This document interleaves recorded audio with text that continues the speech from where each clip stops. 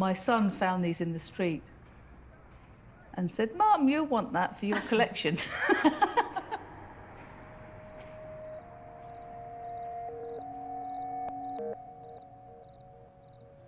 So what have we got here? Children's toys from somewhere in South America. A rubber glove in a really sort of distorted pose. Casts for making pills. A stick that looks like a gun. Vietnamese paper shoes. This is the leaf of a petal from a hatter. Lumps of wood that I pick up. Cold tap from house. The cast of the inside of a swimming cap. A fossilised tree. Meteorites. Plastic stones. Piece of the Berlin Wall.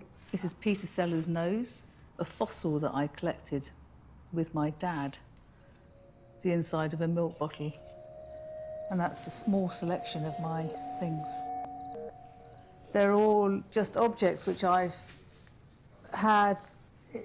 picked up and had in the studio for, decades and never really known why I had them. And it wasn't until I really started working on the drawing show, putting the vitrine together, I realised they were as much of part of my process that comes before making a sculpture as the drawings are themselves.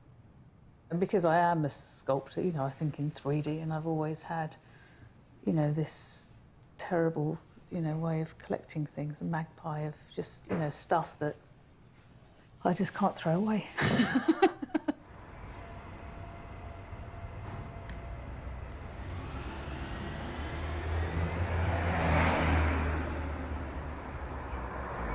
There's a print that I've made recently, a squashed can, which was a sort of 5-gallon petrol can.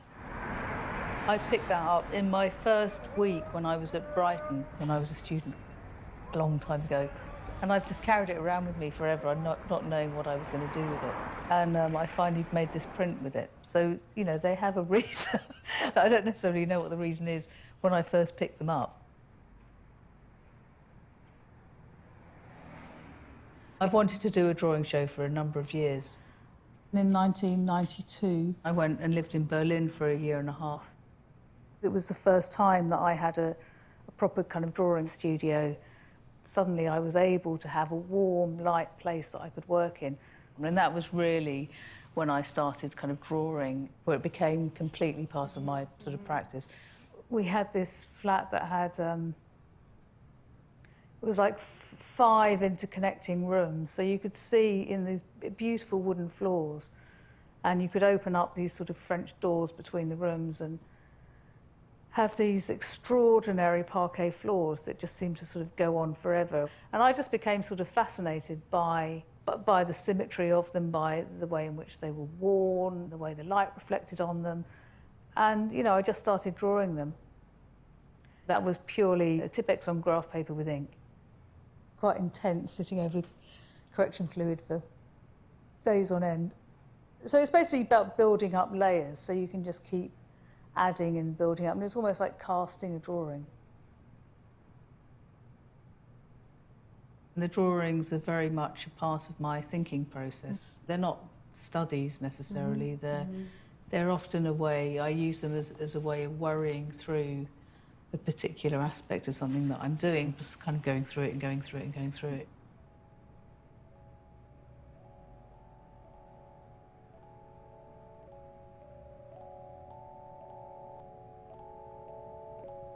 When House came up, it was like a sort of dream come true that it would have its own sort of brass plinth, essentially, and that there was this single house.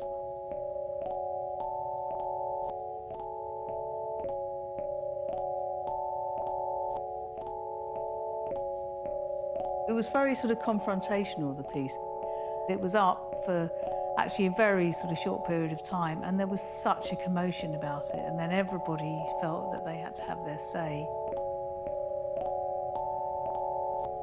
I felt like I hadn't really even seen the work, and then it was ripped down, and then it was gone.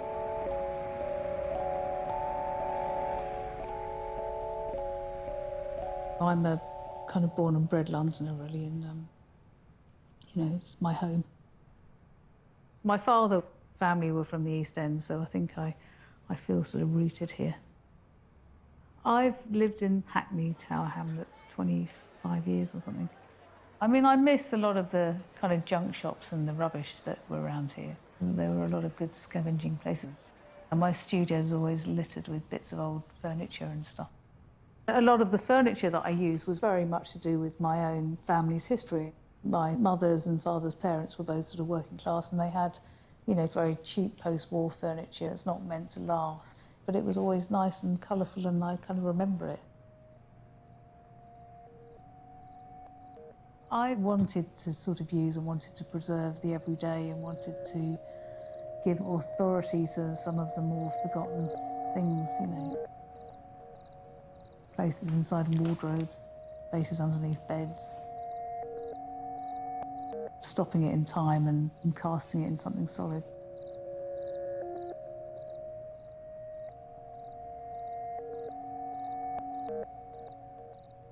There are a number of ways in which I make drawings. I draw, I use paint, I make collages, I sort of make laser cut drawings in wood, I use embossing for drawings, you know, I've been making prints. So, you know, there's a whole range of things that I do. My parents had this collection of plaster casts, and it had just been sitting on this bit of faded old velvet, and the glue had all gone. And when I took it to be redone, they said, "Oh, you don't want this, do you?" And I said, "Oh, actually, yes, I do. I really like it." And they thought, "Oh." And all of these little marks here was the glue from all these little things. I thought, well, how can I kind of carry on with this and start thinking about this? So I'd made a number of drawings in the past with rings. So I started sort of making these little hand prints using ring marks, which then eventually developed into this, which is a laser cut drawing. It took really 20 years to do this, but you know, it's just very nice the way you can find a line through something that you've thought about a long, long time ago and bring it back into making an object. I decided to do a printing process, and a very sort of old-fashioned printing process, to try and explore what the objects are a little bit. You know, this, for example, is an anatomical brain. It looks like a cast of a brain, but it also, you know, it's like a walnut or a testicle. They're just all sorts of other associations. I kind of like the way these things get a place in the world. They're not sort of museum quality objects, but they're things which have just been made by people. They kind of give it a life.